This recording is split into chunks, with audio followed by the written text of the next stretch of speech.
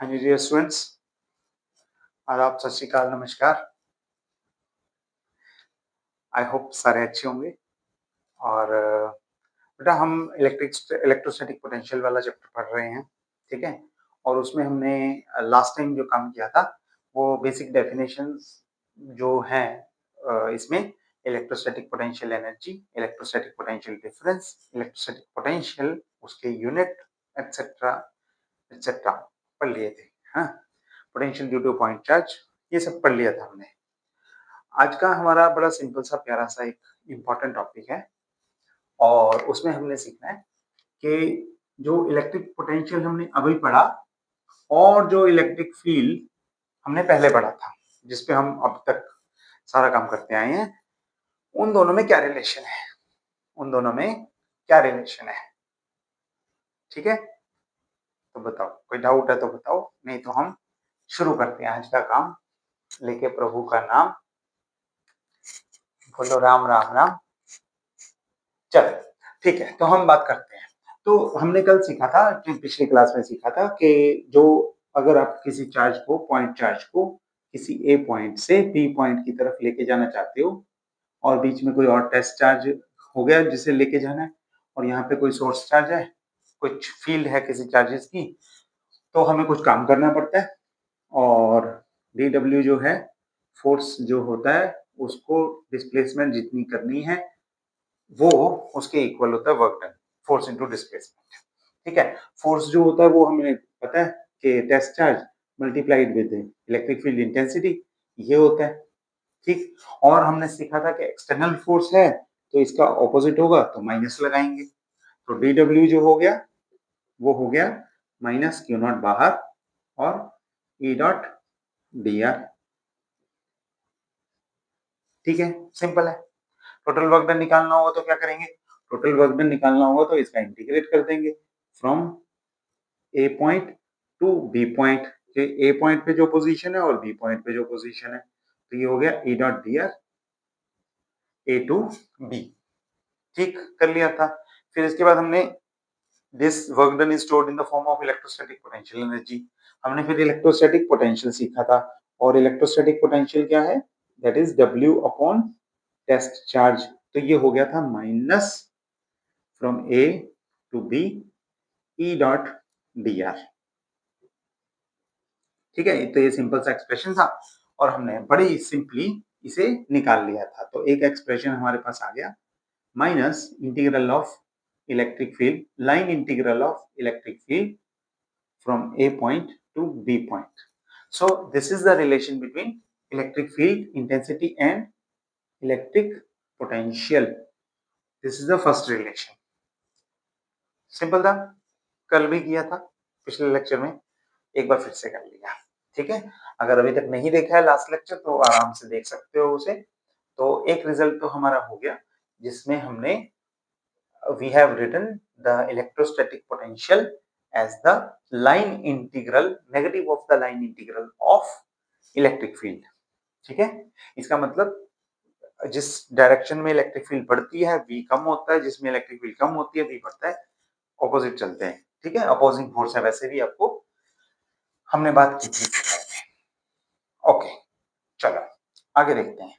तो अगर हम इसे दूसरी फॉर्म में लिखें, इसे ही दूसरी फॉर्म में, ऊपर वाली फॉर्म में लिखें, तो हम dv को क्या लिख सकते हैं? हम अगर इंटीग्रल नहीं लेते तो हम ये भी लिख सकते हैं dv is equal to minus, sorry integral नहीं लेना, तो ये है minus E dot d r, small displacement electric field, इस तरह से लिखा जा सकता है, ठीक?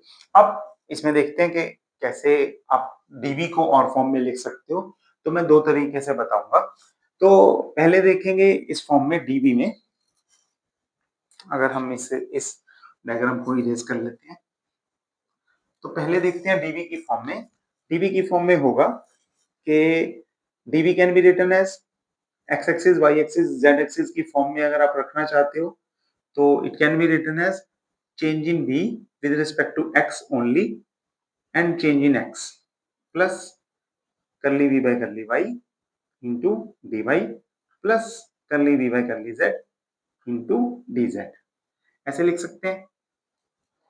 राइट, ठीक है, पार्शियल डेरिवेटिव्स की फॉर्म में लिखा है। टोटल v में जो भी चेंज होगा वो एक्स वाई जेड की फॉर्म में इस तरह से लिखा जा सकता है।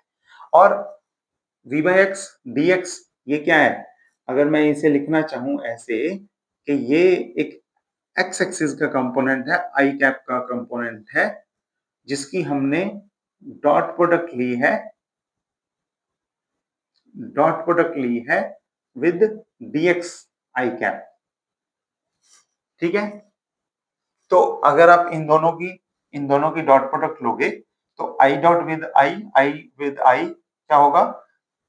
करली v बाय करली x इंटू dx, जो कि ऊपर लिखा हुआ है। ऐसे ही मैं y में भी लिख सकता हूँ, करली y बाय करली y जे कैप, और यहाँ पे लिख दूंगा प्लस dy जे कैप। और ऐसे ही हम z में भी लिख सकते हैं, करली v बाय करली z जे कैप, और यहाँ पे लिख देंगे प्लस dz जे कैप। ठीक हो गया। अब इस वेक्टर को ध्यान से देखो, दिस इज ग्रेडियंट ऑफ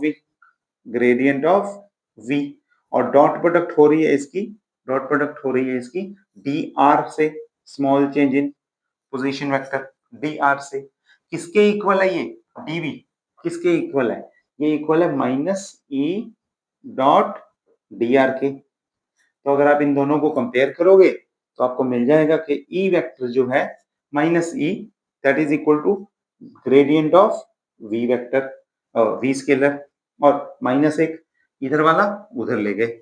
सो ये हमारा दूसरा रिलेशन है, that e electric field is equal to minus of gradient of v,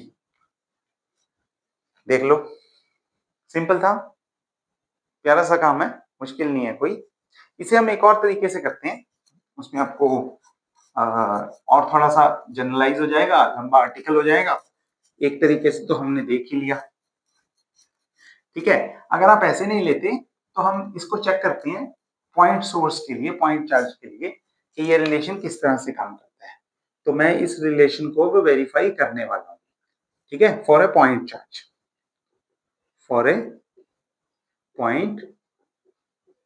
charge. तो चार्ज के लिए, पॉइंट चार्ज के लिए हमने पोटेंशियल लिखा हुआ है, पहले से ही निकाला हुआ है, Q by 4 pi epsilon naught R, ठीक है। अगर नहीं किया तो कल वाला आर्टिकल देख लो आराम से, उससे सीख लो, सिंपल सा है। और E डॉट dl वाले रिलेशन से ही हमने किया था इसे। तो V इसके इक्वल है। अब हम देखते हैं कि ग्रेडियंट ऑफ V किसके इक्वल होगा। तो ग्रेडियंट ऑफ V होगा Q by 4 pi epsilon naught R के इक्वल, और Q by 4 pi epsilon naught constant है, तो ग्रेडियंट में रह जाएगा सिर्फ 1 अपॉन R, ठीक है, 1 अपॉन R। अब हमने लास्ट चैप्टर में सीखा था वेक्टर कैलकुलस वाले में कि अगर आप r raise to the power n का भी ग्रेडियंट लोगे तो वो आएगा n r n minus 1 r cap, ठीक है। वो वहां पे थोड़ा सा टिपिकल करके n r n minus 2 r vector करके लिखा होगा, या कुछ मतलब अलग अलग फॉर्म्स में 1 अपॉन r पावर n के लिए भी निकाला था, तो उसमें भी यही आने वाला है। इन जनरल रिलेशन ये है, बिल्कुल जनरल, बिल्कुल सिंपल लैंग्वेज में आपको समझाया था। इसे ऐसे याद कर सकते हो डेरिवेटिव की तरह, x पावर n का डेरिवेटिव nx n माइनस 1, सिर्फ एक पोजीशन वेक्टर की डायरेक्शन साथ में लगानी पड़ेगी, ठीक। तो अब n को अगर हम यहाँ पे कितना पावर है, n माइनस 1 है, तो implies gradient of 1 by r कितना होगा, n माइनस 1 r पावर -1 यानी कि -1 और इंटू हो जाएगा r कैप, यानी कि ये हो गया -1 upon r square r cap. Del 1 by r is -1 upon r square और r कैप, ठीक हो गया। अब ये वाली वैल्यू यहाँ पे पुट कर दो, ये वाली वैल्यू यहाँ पे पुट करो, कितना आएगा, del of v will be equal to del of v, focus करोगे, अभी तक तो समझ गए होगे क्या हो रहा है हमारे साथ, Q by 4 pi epsilon naught and gradient of 1 by r is minus r cap by r square. ठीक है, अब हमें क्या लेना है, माइनस डेल v, तो माइनस लगा दो, यहाँ पे माइनस, ये इसे प्लस कर देगा। और ये क्या चीज है, अगर आप इसे ध्यान से देखोगे तो q by 4 pi epsilon naught r square r cap is q by 4 pi epsilon naught r square r cap is basically electric field, vector quantity है इलेक्ट्रिक फील्ड। तो ये भी यही दे रहा है कि negative of the gradient of v, negative of the gradient of potential is electric field.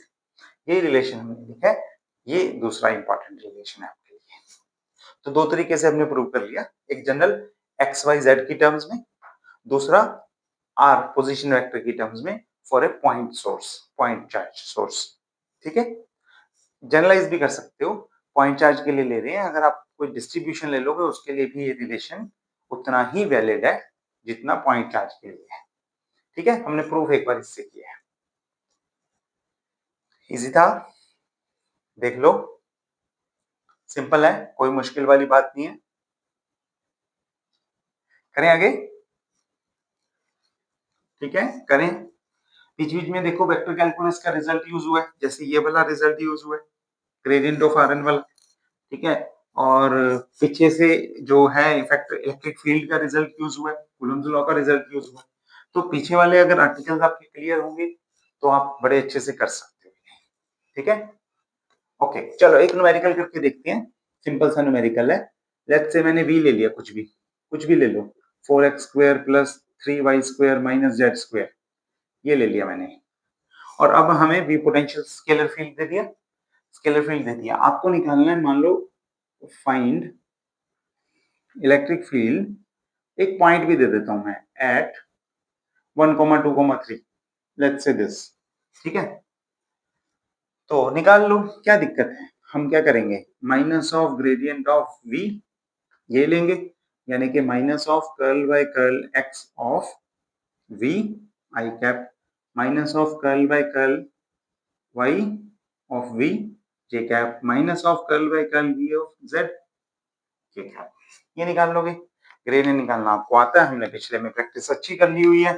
तो माइनस इसका derivative with respect to x, x में सिर्फ ये वाली टर्म आएगी, बाकी सब जीरो, तो माइनस 8x आई कैप माइनस y में ये वाली टर्म आएगी 6y j कैप माइनस सिर्फ ये वाली टर्म आएगी 2z k cap, minus minus plus हो गया, ये आ गया।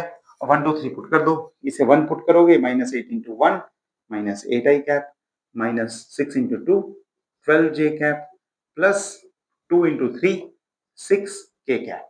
सो this is your electric field at that point. कितनी इजीली सिर्फ एक डेरिवेटिव निकाल के, अगर पोटेंशियल दिया हुआ है, स्केलर टर्म दी हुई है, सिर्फ डेरिवेटिव निकाल के हमने कितनी इजीली किसी पॉइंट पे इलेक्ट्रिक फील्ड निकाल ली। यही इसकी ब्यूटी है, यही इसकी ब्यूटी है कि आप क्या कर सकते हो, बड़ी इजीली किसी डिस्ट्रीब्यूशन के लिए, किसी भी चीज के लिए इलेक्ट्रिक फील्ड इजीली कैलकुलेट कर सकते हो। ठीक हो गया, सिंपल था। ओके, एक काम और करते हैं, हम एक और बड़ी इंटरेस्टिंग चीज निकालते हैं, that is curl of E, curl of E. ठीक है, तो इसके लिए हम क्या करेंगे, एक क्लोज्ड डिस्ट्रीब्यूशन लेंगे, क्लोज्ड लाइन इंटीग्रल लेंगे। क्यों लेंगे आपको अभी पता लग जाएगा, लेकिन लेट अस सपोज कि हम इसमें दो तीन चीजें प्रूव करेंगे। हम किसी सिस्टम में ए पॉइंट पे बैठे हैं और हम ए पॉइंट से घूमते हुए बी पॉइंट पे चले गए, इस रास्ते से, इस रास्ते से हम चले गए। ठीक, तो देखो इलेक्ट्रिक फील्ड क्या होगा, लाइन इंटीग्रल पोटेंशियल की बात कर रहा हूं और माइनस छोड़ दिया एक बार, ई डॉट डीएल अगर हम निकाल लें फ्रॉम ए टू बी तो किसके इक्वल होगा, Q upon 4 pi epsilon not, और ये हो जाएगा R 1 अपॉन R है ना, Q by 4 pi epsilon naught R 1 upon R A minus 1 upon R B। ठीक है, इसके इक्वल होगा। ए बी का ध्यान रखना, ए टू बी जा रहे हैं तो ए टू बी जा रहे हैं तो इसमें 1/r² है, इंटीग्रल लेंगे 1/r आएगा, 1/r आ गया, उसमें upper limit minus lower limit होगी, लेकिन क्योंकि एक माइनस आएगा इंटीग्रेशन में, उसकी वजह से लोअर वाली वैल्यू माइनस अपर वाली वैल्यू चल रही है। ध्यान रखना इस बात का, हम पिछले लेक्चर में भी कर चुके हैं। ठीक है, ये हो गया। लेकिन अगर हम बी टू ए जाएं तो क्या होगा? अब सपोज करो हम यहां से यहां गए, ए टू बी गए इस रास्ते से, और बी टू ए आ गए इस रास्ते से वापस। ठीक है, बी टू ए, तो ई डॉट डी एल, इसमें भी क्या होगा? मैटर क्या करता है? चार्ज वही है, 4πε0 वही है, और अगर कुछ मैटर करता है तो सिर्फ ये कि ए की पोजीशन वेक्टर कितना है और बी का पोजीशन वेक्टर कितना है, राइट? तो हम लिखेंगे आर बी माइनस 1/r ए। और अगर आप दोनों को जोड़ दो, अगर आप दोनों को जोड़ दो तो वो हो जाएगा ए टू बी गया और प्लस बी टू ए वापस आ गया। इट मींस ये हो जाएगा closed line integral of electric field, closed line integral of electric field. और वो कितना आएगा? कितना आएगा? ऊपर से जोड़ोगे R A minus R A minus R A plus R B minus R B plus, ये कट कटा के हो जाएगा 0, यानी कि close line integral of the electric field is 0।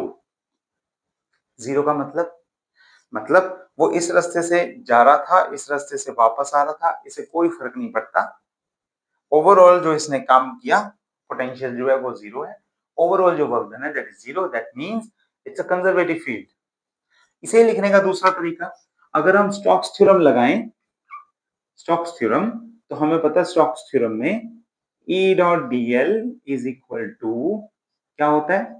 Curl surface, open surface integral of curl of E।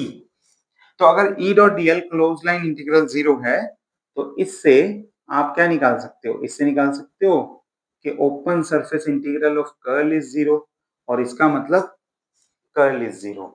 So curl of electric field is 0 means it is an irrotational field, irrotational और conservative field. तो यहां से हम ये भी prove करते हैं।